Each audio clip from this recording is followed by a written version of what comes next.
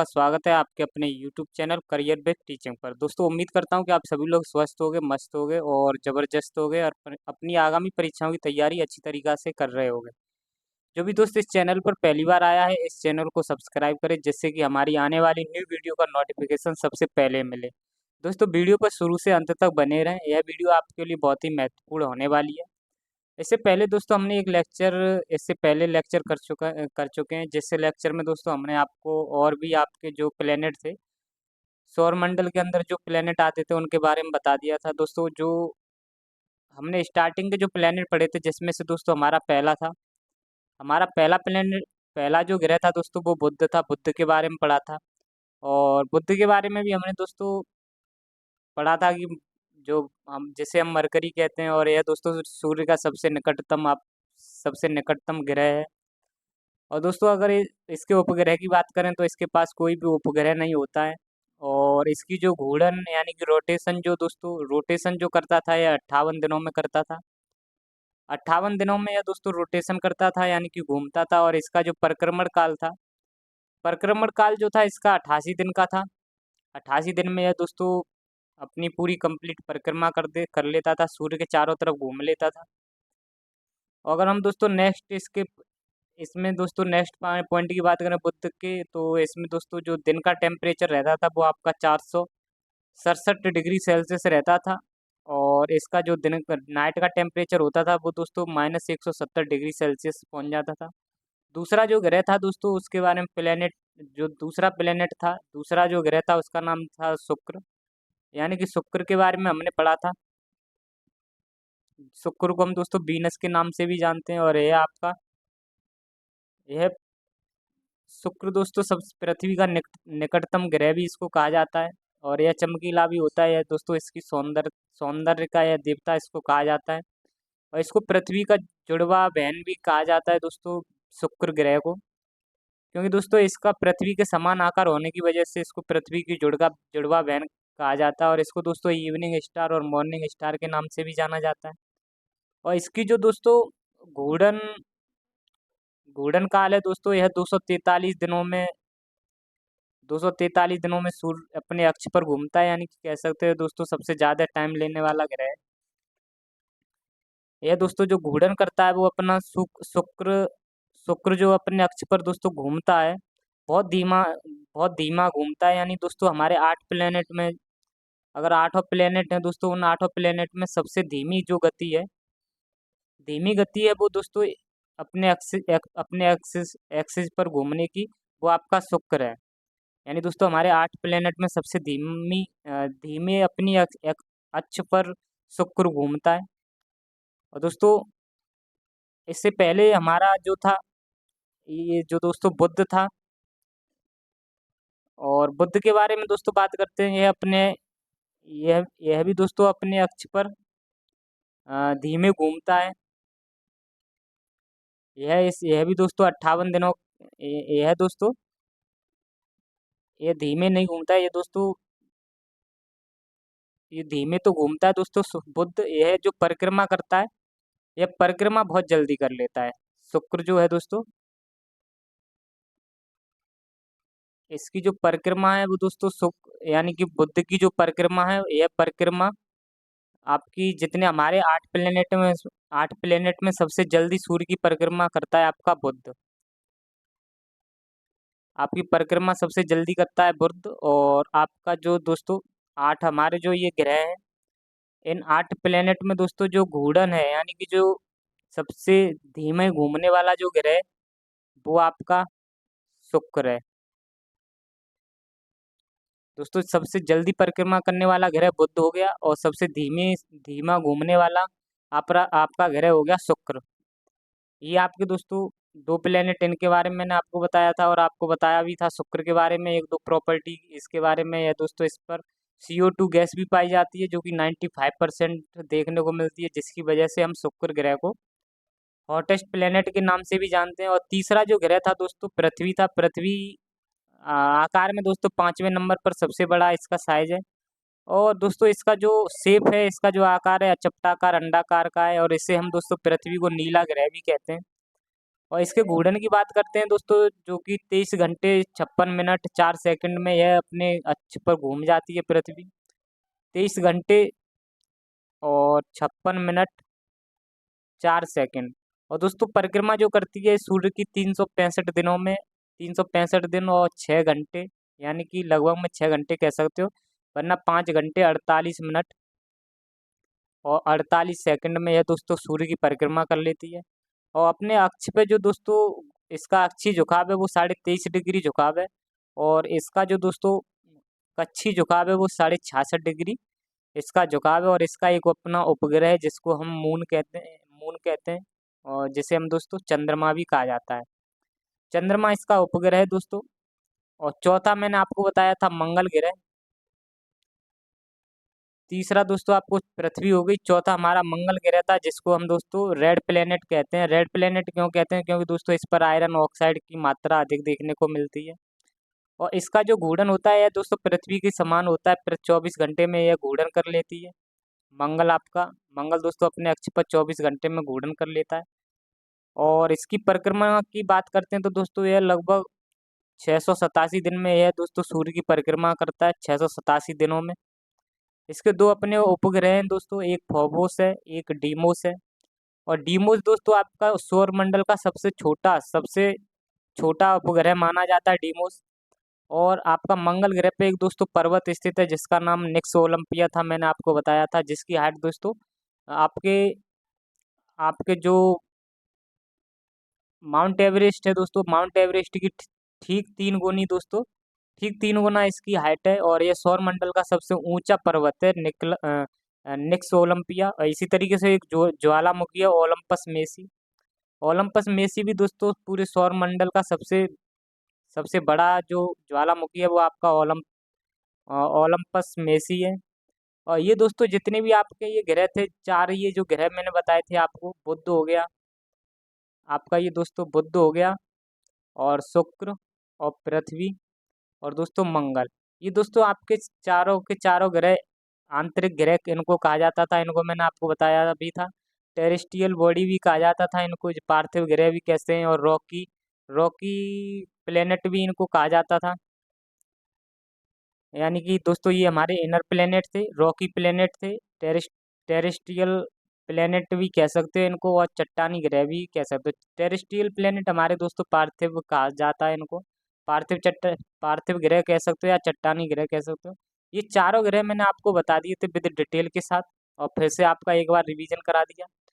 अब नेक्स्ट दोस्तों सौर मंडल में हम जो दोस्तों पढ़ेंगे वो आपके, जिनको मैंने आपको बताया था आउटर प्लेनेट के बारे में। जो दोस्तों आउटर प्लेनेट थे हमारे चार थे, बृहस्पति था और शनि था, अरुण वरुण, उनके बारे में डिस्कशन करेंगे। दोस्तों जो हमारे आउटर प्लेनेट थे जिन्हें हम जोबियन प्लेनेट या गैसी जाइंट्स के नाम से जानते थे, जोबियन प्लेनेट थे। और आपके दोस्तों इनको हम गैस जाइंट्स के नाम से जानते हैं। और यह दोस्तों आपके एस्ट्रॉयड बेल्ट जो है, जो क्षुद्र ग्रह हैं, उनके दोस्तों बाद में ये पढ़ने उसके बाद में ये आउटर प्लेनेट हमको देखने को मिलते हैं। यानी यह दोस्तों हमारे सभी के सभी ये जो प्लेनेट हैं, ये सभी के सभी गैसी फॉर्म में देखने को मिलते हैं, गैसी प्लेनेट हैं। इन्हें हम जोबियन प्लेनेट कहते हैं। और यह दोस्तों सबसे बड़ा हमारा जो ग्रह था वो बृहस्पति था, 5वें नंबर का। इस तरीके से दोस्तों हम पढ़ने वाले हैं जो हमारा नेक्स्ट ग्रह है 5वें नंबर का, बृहस्पति ग्रह। बृहस्पति को हम जुपिटर के नाम से भी जानते हैं दोस्तों। बृहस्पति था हमारा, और आपका शनि था, और आपका दोस्तों अरुण था, और वरुण था। ये दोस्तों बृहस्पति मैंने आपको बताया था कि साइज में सबसे बड़ा था। और बृहस्पति को हम दोस्तों जुपिटर के नाम से भी जानते हैं। और अगर हम दोस्तों इसकी खोज की बात करते हैं तो इसकी खोज 1610 ईस्वी में दोस्तों एक वैज्ञानिक थे जिनका नाम था गैलीलियो। और गैलीलियो ने दोस्तों इसकी खोज की थी बृहस्पति ग्रह की।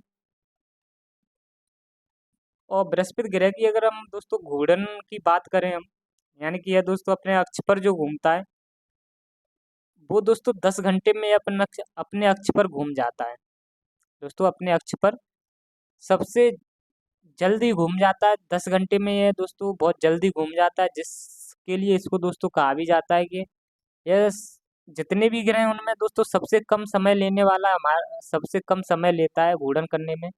हमारे 8वां प्लेनेट में दोस्तों सबसे कम जो समय लेता है घूर्णन करने में वो आपका बृहस्पति लेता है। और सबसे घूर्णन करने में दोस्तों मैंने आपको बताया था, और सबसे कम जो समय लेता है वो आपका घूर्णन करने में दोस्तों बृहस्पति लेता है।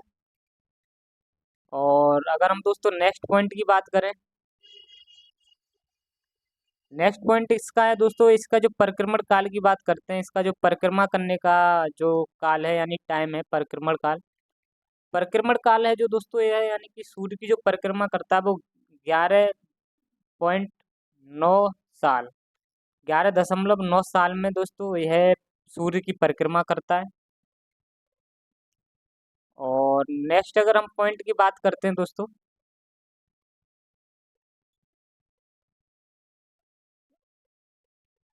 नेक्स्ट जो पॉइंट है दोस्तों, इसका एक उपग्रह है।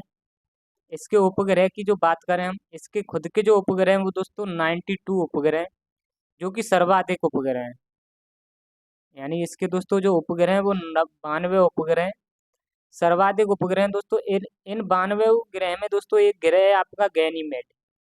गैनीमेड ग्रह जो है दोस्तों यह सौर मंडल का सबसे बड़ा ग्रह है, सबसे बड़ा दोस्तों सौर मंडल का उपग्रह है गैनीमेड। गैनीमेड दोस्तों ये सौर मंडल का सबसे बड़ा उपग्रह है। आपको याद रखना, क्वेश्चन पूछा भी जाता है कि सौर मंडल का सबसे बड़ा उपग्रह कौन सा है। तो ऑप्शन में आपको दोस्तों उपग्रहों के नाम दिए जाएंगे जिसमें गैनीमेड भी दिया जाएगा। तो आपको गैनीमेड याद करके रखना है दोस्तों, सबसे सौर मंडल का सबसे बड़ा जो उपग्रह है वो गैनीमेड है। अगर हम दोस्तों नेक्स्ट पॉइंट की अगर हम बात करते हैं, नेक्स्ट पॉइंट हमारा जो है दोस्तों,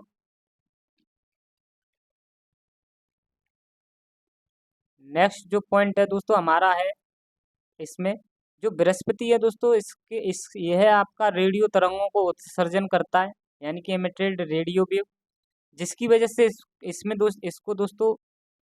इसमें दोस्तों ग्रह और तारे दोनों की प्रॉपर्टी देखने को मिलती हैं, दोनों के गुण देखने को मिलते हैं। और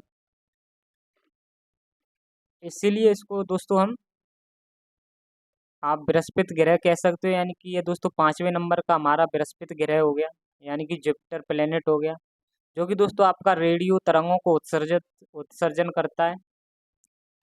और नेक्स्ट अगर पॉइंट की बात करते हैं दोस्तों, जो हमारा अगला ग्रह है जिसका नाम है शनि। ये दोस्तों आपका 6ठे नंबर का ग्रह है जिसको हम शनि के नाम से जानते हैं।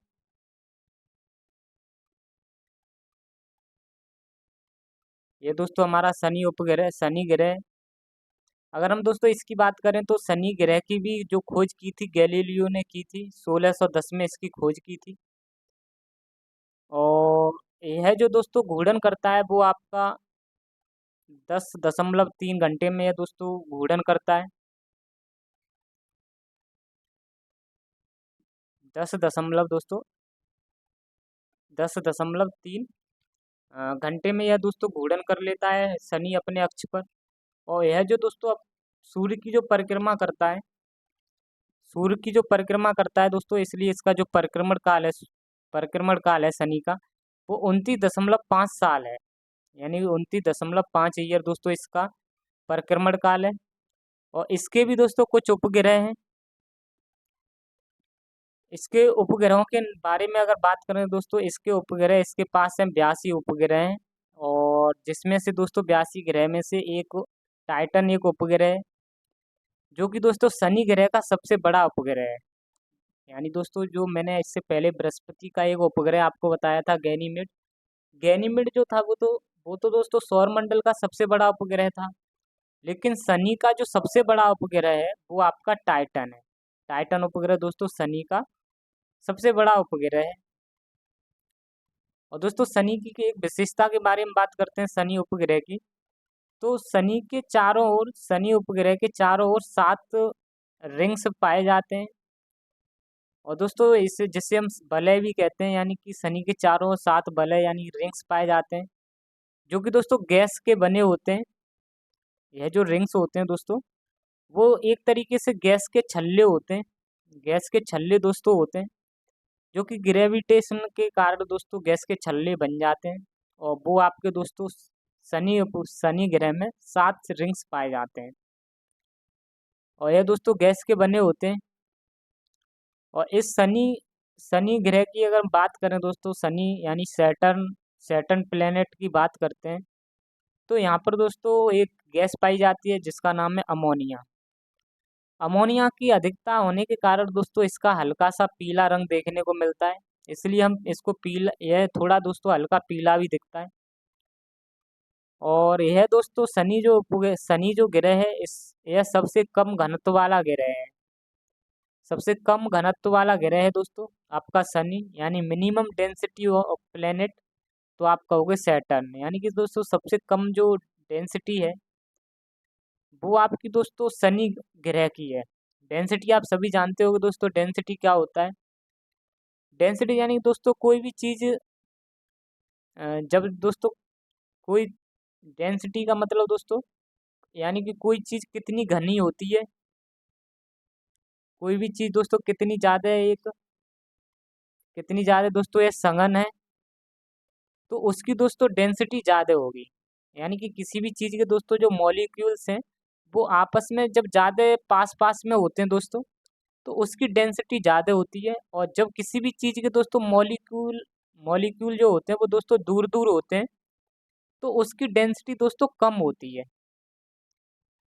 आई होप दोस्तों आपको ये पॉइंट समझ में आया होगा कि जब कोई भी चीज़ होती है दोस्तों उसकी डेंसिटी अगर वो सघन है यानी कि वो घनी है, और उसके मॉलिक्यूल्स पास पास में है, तो उसकी दोस्तों डेंसिटी ज़्यादा होगी। और अगर किसी भी चीज़ के दोस्तों मॉलिक्यूल्स दूर दूर हैं, यानी कि वो सघन नहीं है यानी कि घना नहीं है, तो उसकी डेंसिटी दोस्तों कम हो गई। तो इसी तरीके से जो हमारे दोस्तों शनि ग्रह है, तो इस यह भी दोस्तों मॉलिक्यूल से बना होता है, हर चीज़ दोस्तों मॉलिक्यूल से बनी है। तो इसके जो दोस्तों मॉलिक्यूल्स हैं वो दूर दूर देखने को मिलते हैं, इसलिए यह दोस्तों सबसे कम घनत्व वाला ग्रह है। और इसकी जो डेंसिटी है वो दोस्तों 0.69 ग्राम प्रति सेंटीमीटर क्यूब, इतनी यहाँ पर दोस्तों डेंसिटी देखने को मिलती है। 1 ग्राम में दोस्तों इतने सेंटीमीटर क्यूब देखने को मिलती है, 0.69 ग्राम सेंटीमीटर क्यूब। और दोस्तों जो सबसे अधिक घनत्व वाला ग्रह है, सबसे ज़्यादा जहाँ डेंसिटी देखने को मिलती है, वो हमारा दोस्तों पृथ्वी है। यहाँ पर दोस्तों सबसे ज़्यादा घनत्व देखने को मिलता है, और जिसकी जो डेंसिटी है वो 5.51 gram centimetre cube, 5.51 gram centimetre cube दोस्तों हमारे पृथ्वी की डेंसिटी देखने को मिलती है। तो इससे यह दोस्तों हमारा सबसे अधिक घनत्व वाला ग्रह हो जाता है।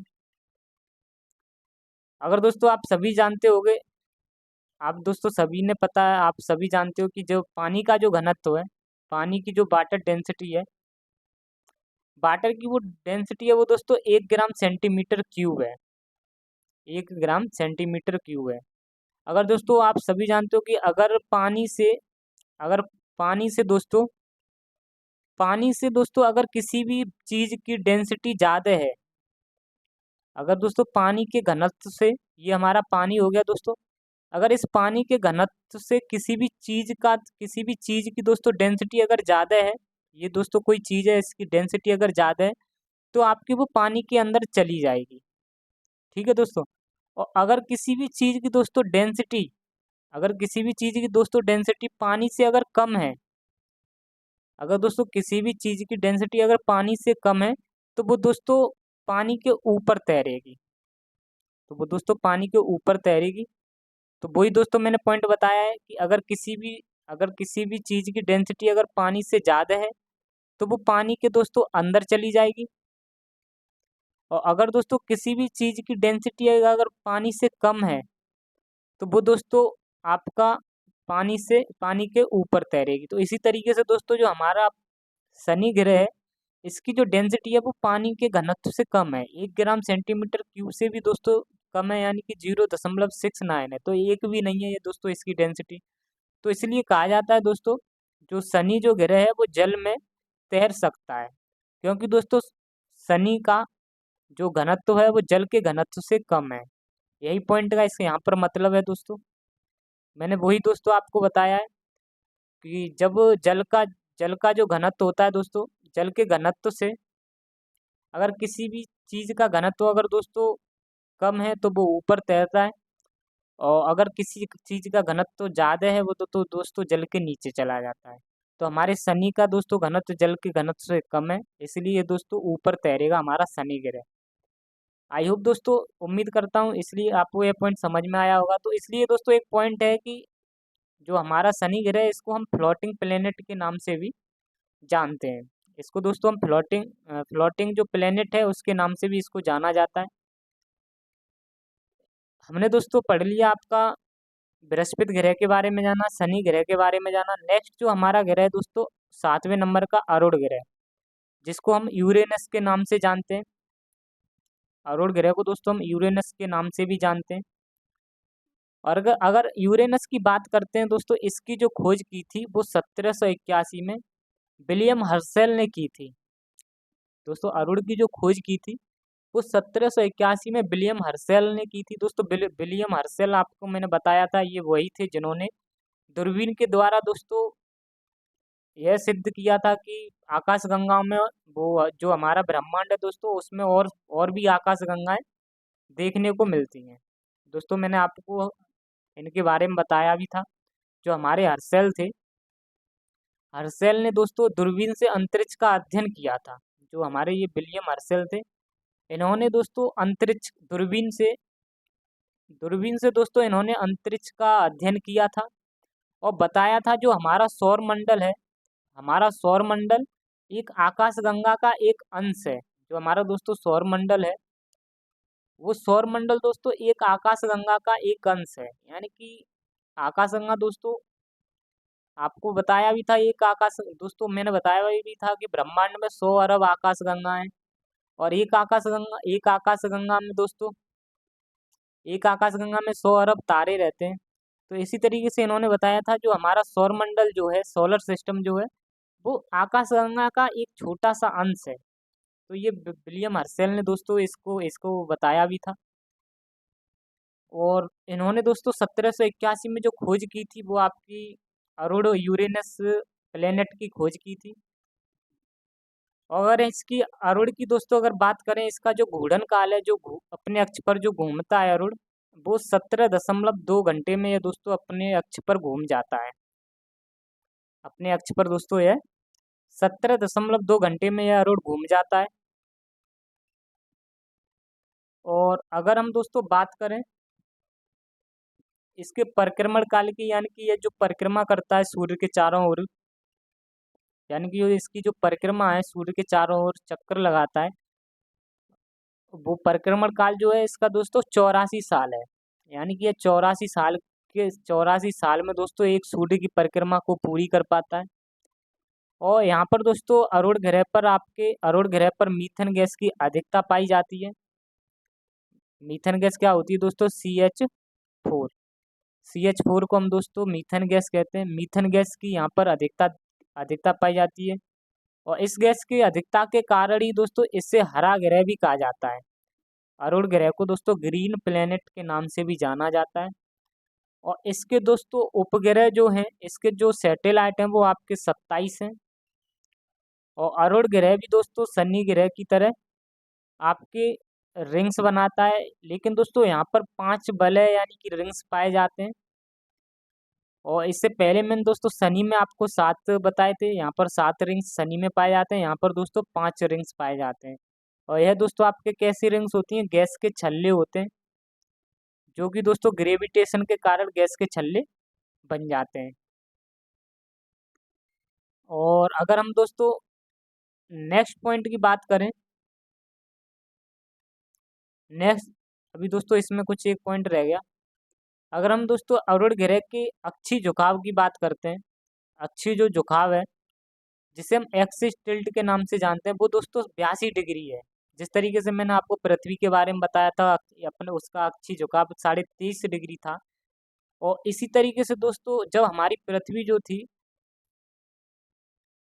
जो पृथ्वी जो थी दोस्तों, जब 23.5 डिग्री पर झुकी थी, 23.5 डिग्री पर इतना झुकी हुई थी, तो दोस्तों हमको कितनी टेढ़ी दिखती थी?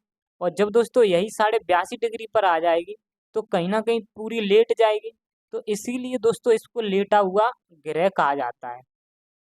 182 डिग्री पर दोस्तों कोई ना कोई चीज़ बिल्कुल झुक जाएगी, बिल्कुल टेढ़ी हो जाएगी, यानी कि लेटी हुई प्रतीत दिखेगी। इसलिए अरुण जो है ग्रह दोस्तों वह लेटा हुआ हमको दिखता है, इसलिए हम इसे लेटा हुआ ग्रह भी कहते हैं, यानी कि आप कह सकते हो lying planet. Which planet is called lying planet? तो आप कहोगे दोस्तों यूरेनस। यूरेनस को हम दोस्तों लेटा हुआ ग्रह भी कहते हैं।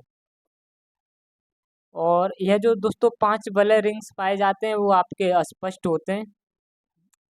और नेक्स्ट अगर हम पॉइंट की बात करें दोस्तों, 8th में जो हमारा लास्ट सबसे लास्ट जो दोस्तों ग्रह है वरुण, जिसे हम नेपच्यून के नाम से जानते हैं। दोस्तों अगर वरुण ग्रह की बात करें तो दोस्तों अगर इसकी खोज की बात कर लेते हैं तो इसकी खोज 1846 में जोहान गॉट फ्राइड ने की थी दोस्तों, इसकी खोज जोहान गॉट फ्राइड ने। और ये तो दोस्तों एक और आपके आपके एक और दोस्तों वैज्ञानिक थे जिनका नाम था जॉन गाउच। दोस्तों जॉन गाउच एक थे, इन्होंने भी दोस्तों इसमें योगदान दिया था वरुण में को खोजने में। जोहान गॉट गॉट फ्राइड हो गए दोस्तों आपके, और आपके जॉन गाउच, ये दोनों दोस्तों आपके वरुण ग्रह को खोज करने में इनका योगदान रहा था। और अगर हम दोस्तों बात करें वरुण यानी कि नेपच्यून की, तो इसके जो इस यह दोस्तों हमारा अंतिम ग्रह है, यानी कि 8वां यह प्लेनेट है। और इस यहाँ पर दोस्तों यह सबसे ठंडा ग्रह है, यानी कि यह कूलेस्ट प्लेनेट इसको कहा जाता है। अगर इसके अपने अक्ष पर घूर्णन करने की बात करें, अपने घूमने के समय की बात करें दोस्तों, ये 17 घंटे में अपने अक्ष पर घूम जाता है वरुण ग्रह। और यह दोस्तों जब सूर्य की परिक्रमा करता है, सूर्य का चारों ओर घूमता है, तो इसका जो परिक्रमण काल हो जाएगा वो 165 साल हो जाएगा, जो कि दोस्तों सर्वाधिक समय में परिक्रमा करता है। मैंने दोस्तों आपको बताया भी था, यहाँ पर दोस्तों आपको नोट कर लेना, मैंने आपको बताया था कि जो चीज़ नज़दीक होती है, जो चीज़ दोस्तों ये हमारा सूर्य, जो चीज़ दोस्तों नज़दीक होगी तो वो जल्दी परिक्रमा कर लेगा, जो दोस्तों दूर होगी तो वो थोड़ा लेट में परिक्रमा कर पाएगा। तो इसी तरीके से दोस्तों मैंने आपको बताया था जो हमारा दोस्तों एक बुध ग्रह था, तो यह दोस्तों सूर्य के नज़दीक होने के वजह से सबसे जल्दी परिक्रमा कर लेता है। बुध जो ग्रह है दोस्तों, इसका जो परिक्रमा है वो दोस्तों सबसे जल्दी ये परिक्रमा कर लेता है। और हमारा दोस्तों जो वरुण ग्रह है, ये जो जिसकी वरुण 8वां ग्रह है, जो हमारा वरुण है दोस्तों, ये दोस्तों नज़दीक होने की वजह से परिक्रमा जल्दी कर लेता है। और वरुण है जो दोस्तों यह दूर होने की वजह से दोस्तों दूर होने की वजह से दोस्तों यह परिक्रमा जो सूर्य की करता है, इसके लिए ये दोस्तों सर्वाधिक समय लेता है, सर्वाधिक समय लेता है। जल्दी आपका दोस्तों बुध परिक्रमा कर लेता है सूर्य सूर्य की। और दूसरा दोस्तों वरुण है जो कि सूर्य की परिक्रमा करने में दोस्तों सर्वाधिक समय लेता है, क्योंकि यह दूर है और यह नज़दीक है। और दोस्तों मैंने आपको बताया था घूर्णन करने में, घूर्णन जो करता है दोस्तों, यह तो आपका परिक्रमा हो गया। परिक्रमा में दोस्तों कौन जल्दी कर लेता है, कौन दोस्तों परिक्रमा जल्दी कर लेता है, कौन ज़्यादा ज़्यादा टाइम लेता है। और घूर्णन में अगर बात करते हैं दोस्तों, घूर्णन के बारे में भी मैंने आपको बताया भी था। तो जो दोस्तों सबसे जल्दी घूर्णन कर लेता है, जो दोस्तों सबसे जल्दी घूर्णन कर लेता है वो आपका बृहस्पति करता है। बृहस्पति मात्र हमारा 10 घंटे में दोस्तों घूर्णन कर लेता है। और दूसरा दोस्तों अगर सबसे लेट की बात करें, यानी कि सबसे देरी में जो घूर्णन करता है, देरी में दोस्तों जो सबसे ज़्यादा टाइम लेता है, देरी में सबसे ज़्यादा यानी कि देरी में जो घूर्णन करता है वो दोस्तों आपका शुक्र हो जाएगा। शुक्र दोस्तों आपका 243 दिन में, यह आपका 243 दिन में घूर्णन कर पाता है, इसलिए दोस्तों सबसे ज़्यादा टाइम लेता है और घूर्णन करने में। और आपका दोस्तों सबसे जल्दी जो घूर्णन कर लेता है वो बृहस्पति कर लेता है। और परिक्रमा की बात करें तो दोस्तों परिक्रमा नज़दीक होने की वजह से बुध सबसे जल्दी सूर्य की परिक्रमा कर लेता है, और वरुण दोस्तों दूर होने की वजह से सर्वाधिक समय लेता है सूर्य की परिक्रमा करने के लिए। इसी तरीके से आपको दोस्तों ये पॉइंट याद रखने। अगर हम दोस्तों वरुण की बात करते हैं तो इसके इसके भी दोस्तों उपग्रह हैं कुछ। उपग्रह हैं दोस्तों, आपका ये 14 इसके उपग्रह हैं। आपके वरुण के 14 उपग्रह हैं। आई होप दोस्तों आपको यह 8वीं प्लेनेट समझ में आए होंगे दोस्तों। मैंने पहला बुध बताया आपको, दूसरा आपको शुक्र बताया, और तीसरा दोस्तों पृथ्वी बताई आपको, और चौथा दोस्तों मंगल बताया। फिर इस एस्ट्रॉयड बेल्ट के बारे में दोस्तों बताया। फिर पांचवा दोस्तों हमने बृहस्पति के बारे में जाना, और फिर दोस्तों शनिवार के बारे में, शनि के बारे में जाना, और चौथा अरुण के बारे में जाना दोस्तों। फिर लास्ट में आपका वरुण हो गया। ये आठों हमने दोस्तों ग्रह जो प्लेनेट हैं, जो ग्रह हैं वो दोस्तों इनके सभी के बारे में जाना। और नेक्स्ट दोस्तों हमारा जो पॉइंट था सोलर सिस्टम का, वो दोस्तों आपके नेक्स्ट जो है बोना ग्रह, यानी कि बोना ग्रह के बारे में दोस्तों हम पढ़ने वाले हैं। जो हमारा नेक्स्ट पॉइंट है बोना ग्रह, जिसे हम ड्वार्फ प्लेनेट के नाम से जानते हैं। अच्छा दोस्तों, आपको पता होना चाहिए कि ग्रह और बोना ग्रह में क्या अंतर है।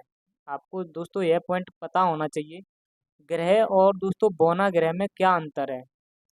मैंने आपको दोस्तों सबसे स्टार्टिंग क्लास में दोस्तों, मैंने इससे पहले वाले लेक्चर में आपको ग्रह की डेफिनेशन भी बताई थी कि जो दोस्तों ग्रह क्या होते हैं। जो ग्रह वो है जो सूर्य के चारों ओर एक निश्चित कक्षा में परिक्रमा करते हैं। ग्रह क्या होते हैं दोस्तों, सूर्य के चारों ओर एक निश्चित कक्षा में परिक्रमा करते हैं, वो आपके ग्रह कहलाते हैं।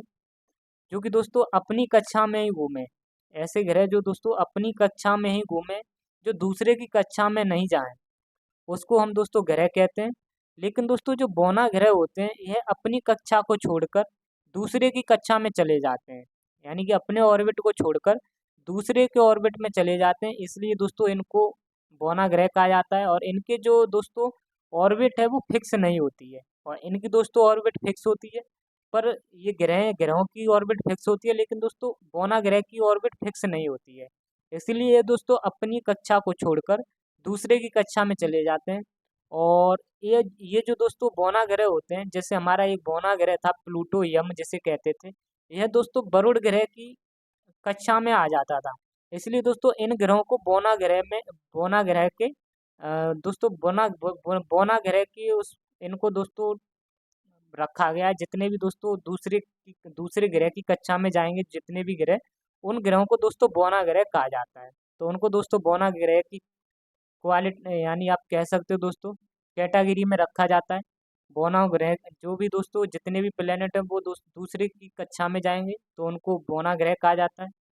और यह दोस्तों बौना ग्रह जो है, बौना ग्रह की अगर हम बात करें, जिन्हें ड्वार्फ प्लेनेट कहते हैं, इनको इनकी दोस्तों जो हमारी एक संस्था है जिसका नाम है इंटरनेशनल एस्ट्रोनॉमिकल यूनियन ने दोस्तों 5 ड्वार्फ प्लेनेट की खोज की है। 5 जो दोस्तों ऐसे बौने ग्रह हैं जो कि अपनी कक्षा को छोड़कर दूसरे की कक्षा में घुस जाते हैं। और इन जो बौने ग्रह हैं, इनकी दोस्तों ऑर्बिट फिक्स नहीं है। और ऐसे दोस्तों ये जो बौने ग्रह हैं, ये दोस्तों 5 हैं आपके। एक तो दोस्तों हमारा प्लूटो था। प्लूटो जिसे हम यम कहते हैं, ये दोस्तों पहले हमारा 9वां ग्रह हुआ करता था, लेकिन ये दोस्तों वरुण की कक्षा में घुस जाता था, इसलिए इसको बौना बौना ग्रह का दर्जा दिया गया। और प्लूटो की अगर बात करते हैं दोस्तों, इसको 1930 में क्लाइड टॉम्बेक नाम के एक वैज्ञानिक थे, उन्होंने इसकी खोज की थी, क्लाइड टॉम्बेक ने। और इंटरनेशनल एस्ट्रोनॉमिक यूनियन के दोस्तों वैज्ञानिकों ने एक मीटिंग रखी 24 अगस्त 2006 में। और इसी में दोस्तों प्लूटो को इंटरनेशनल एस्ट्रोनॉमिकल यूनियन द्वारा प्लेनेट की लिस्ट से इसको हटा दिया गया। क्यों हटा दिया गया दोस्तों, क्योंकि यह प्लूटो जो था वो वरुण ग्रह की एक कक्षा को दोस्तों डिस्टर्ब करता था, उसकी कक्षा में घुस जाता था, उसकी ऑर्बिट में घुस जाता था। इसलिए दोस्तों इनको बौना ग्रहों का दर्जा दिया गया। इनको प्लेनेट की लिस्ट से हटा दिया गया। तो प्लूटो को दोस्तों 2006 में हटा दिया गया प्लेनेट की लिस्ट से। और अब इससे दोस्तों अब बौना ग्रह यानी कि ड्वार्फ प्लेनेट की श्रेणी में रखा गया है। कोई भी दोस्तों ग्रह हो, अगर दोस्तों कोई भी ग्रह अगर किसी दूसरे ग्रह की कक्षा में घुस जाता है, तो फिर उन ग्रहों को दोस्तों बौना ग्रहों की श्रेणी में रखा जाता है। यह दोस्तों कारण क्या था, क्योंकि इसका जो कारण था, यह वरुण ग्रह की कक्षा को काटता था। यह जो हमारा प्लूटो था दोस्तों, यह आपका वरुण ग्रह की कक्षा को काटता था, जिसलिए इसलिए दोस्तों इसको बौना ग्रह की श्रेणी में रख दिया गया। लेकिन दोस्तों 5 मैंने आपको बताए थे, 5 ऐसे ड्वार्फ प्लेनेट हैं, जिसमें से पहला तो हमारा यही होगा यम, जिसे प्लूटो कहा जाता है। और दूसरा दोस्तों हो गया एरिस। दूसरा एरिस ड्वार्फ प्लेनेट हो गया, बौना ग्रह। एरिस की अगर बात करते हैं दोस्तों, यह सबसे बड़ा बौना ग्रह है। लार्जेस्ट ड्वार्फ प्लेनेट की अगर बात की जाए तो आपका यह सबसे सबसे बड़ा बौना ग्रह आपका एरिस हो जाएगा। और दूसरा जो दोस्तों आपका उपग्रह, जो दूसरा जो बौना ग्रह है, वो आपका हाउमेया हो गया। हाउमेया हो गया दोस्तों, एक एरिस हो गया। पहला हमारा यम था, दूसरा एरिस था, तीसरा हाउमेया हो गया। और चौथा दोस्तों हमारा है मैकमेक। मैकमेक यह दोस्तों हमारा जो बौना ग्रह है, यह आपका दोस्तों कूपर बेल्ट से पहले देखने को मिलता है। कूपर जो बेल्ट है दोस्तों, इससे देखने को पहले मिलता है। और पांचवा जो दोस्तों है हमारा सेरस। सेरस बौना ग्रह है। इसकी अगर सेरस बौना ग्रह की बात करते हैं तो दोस्तों यह एस्टेरॉयड बेल्ट, जिसे हम क्षुद्र ग्रह का कहते हैं, और यह दोस्तों क्षुद्र ग्रह में देखने को मिलता है, इसलिए यह एस्टेरॉयड बेल्ट में स्थित है। यहाँ पर इसको देखा जाता है। और दोस्तों इसलिए आपको मैंने बताया भी था, जो एस्टेरॉयड बेल्ट कहाँ पड़ती थी, हमारी मंगल ग्रह और बृहस्पति ग्रह के बीच में यह बेल्ट देखने को मिलती है, जिसे हम एस्टेरॉयड बेल्ट कहते हैं। तो दोस्तों क्वेश्चन भी पूछ लिया जाता है कि मंगल ग्रह और बृहस्पति ग्रह के बीच में कौन सा आपका बौना ग्रह देखने को मिलता है, तो आपको आंसर बताना पड़ेगा सेरस। आई होप दोस्तों आपको यह पांचों जितने भी मैंने बौने ग्रह बताए, इनके बारे में आपको यह समझ में आया होगा। नेक्स्ट हम दोस्तों पढ़ने वाले हैं अब क्षुद्र ग्रह, जिन्हें हम दोस्तों एस्ट्रॉयड्स कहते हैं। दोस्तों प्लेनेट हो गए आपके, और ड्वार्फ प्लेनेट भी हो गए, और इनके बीच में तो दोस्तों आपके जो एस्ट्रॉयड बेल्ट पड़ती थी, अब उसके बारे में बताने वाले हैं। एस्ट्रॉयड बेल्ट को हम दोस्तों क्षुद्र ग्रह भी कहते हैं। क्षुद्र ग्रह की अगर बात करते हैं दोस्तों, यह आपके जो ग्रह हैं क्षुद्र ग्रह, और अगर ये क्षुद्र ग्रह, ये दोस्तों एक आपकी ये चट्टानी पिंड होते हैं। ये दोस्तों चट्टानी पिंड होते हैं, और इन्हें कहीं ना कहीं दोस्तों ग्रह, जो हमारे प्लेनेट हैं, जो ग्रह हैं, ग्रहों का ही भाग इनको माना जाता है। ये दोस्तों चट्टानी पिंड है, रॉकी दोस्तों इनको कहा जाता है। हमारे जो ग्रह हैं दोस्तों, उनके टूटने फूटने से दोस्तों इनका निर्माण होता है, क्षुद्र ग्रहों का। और यह भी दोस्तों आपके सूर्य की परिक्रमा करते हैं। हमारे दोस्तों जो ग्रह हैं, उनके टूटने फूटने से दोस्तों इन क्षुद्र ग्रहों का निर्माण हुआ है। ये भी आपके चट्टानी पिंड हैं। चट्टान चट्टान के ये दोस्तों बने होते हैं, और ये दोस्तों कहा जाता है इनको ग्रहों का ये भाग होते हैं। क्योंकि दोस्तों हमारा यहाँ मंगल ग्रह था, यहाँ पर बृहस्पति था, ये भी टूटने फूटने से इनके कुछ पिंड दोस्तों यहाँ पर घूम रहे हैं, तो ये दोस्तों इसलिए चट्टानी पिंड इनको कहा जाता है। अगर हम दोस्तों एस्ट्रॉयड बेल्ट की बात करते हैं, तो यह आपकी मंगल और बृहस्पति के बीच में देखने को मिलती है। और दोस्तों नेक्स्ट जो पॉइंट है हमारा पुच्छल तारा। पुच्छल तारा, आप दोस्तों इसको पुच्छल तारा भी कह सकते हो, या इसको धूमकेतु भी कह सकते हो दोस्तों। सभी का नाम एक ही है, धूमकेतु कहो या इसको कॉमेट्स भी कहते हैं। दोस्तों जो पुच्छल तारा या धूमकेतु या कॉमेट्स से, इनको एक ही नाम से जाना जाता है, इंग्लिश में कॉमेट्स कहते हैं, और हिंदी में दोस्तों धूमकेतु या पुच्छल तारा भी कह सकते हैं। क्योंकि दोस्तों इन इन कॉमेट्स में, इन धूमकेतुओं में जो दोस्तों ये इनको जब सूर्य अपनी तरफ आकर्षण कर लेता है, तो इनके पीछे दोस्तों विपरीत दिशा में एक इनकी पूंछ सी बन जाती है, इसलिए इनको पुच्छल तारा भी कहा जाता है। अगर हम दोस्तों इसकी बात करते हैं कॉमेट्स की, तो यह भी दोस्तों हमारे सौर मंडल का भाग होते हैं। जिस तरीके से दोस्तों एस्ट्रॉयड्स होते हैं, उसी तरीके से यह भी हमारे सौर मंडल का ये भी दोस्तों भाग होते हैं। अगर हम इसके निर्माण की बात करते हैं दोस्तों, इसका जो निर्माण होता है धूमकेतु का, वो गैस और धूल और बर्फ के बने पिंडों से इसका निर्माण होता है। ये दोस्तों गैस, धूल, बर्फ के ये सभी पिंडों से इनका धूमकेतुओं का निर्माण होता है। और दोस्तों अगर कहा जाए, यह भी हमारे जो कॉमेट्स हैं, धूमकेतु हैं, ये भी सूर्य की परिक्रमा करते हैं। जो भी दोस्तों सौर मंडल में जितने भी खगोलीय पिंड हैं, वो कहीं न कहीं सूर्य की परिक्रमा करते ही हैं। क्योंकि दोस्तों सूर्य का सबसे अधिक ग्रेविटेशनल फ़ोर्स होने की वजह से दोस्तों ये अपनी तरफ आकर्षण करता है, तो इसलिए दोस्तों घूमते रहते हैं। जिस तरीके से दोस्तों अगर धूमकेतु की बात करते हैं तो सूर्य के निकट जाने पर ये इनमें दोस्तों आग लग जाती है। कभी-कभी दोस्तों यह पुच्छल तारे जो होते हैं वो सूर्य के ग्रेविटेशन की वजह से इनको दोस्तों अपनी तरफ वो इन कॉमेट्स को सूर्य खींच लेता है, जिसकी वजह से दोस्तों इनके पास जाने पर इनमें आग लग जाती है। सूर्य के निकट जाने पर इनमें आग लग जाती है। और और दोस्तों जो इनकी पूँछ होती है धूमकेतु की, इनकी जो पूँछ होती है दोस्तों वो सूर्य की विपरीत दिशा में होती है। जब दोस्तों इनमें ये आग लग जाती है तो इनकी जो पूँछ होती है दोस्तों वो सूर्य के विपरीत दिशा में होती है। ये हमारा दोस्तों सूर्य हो गया।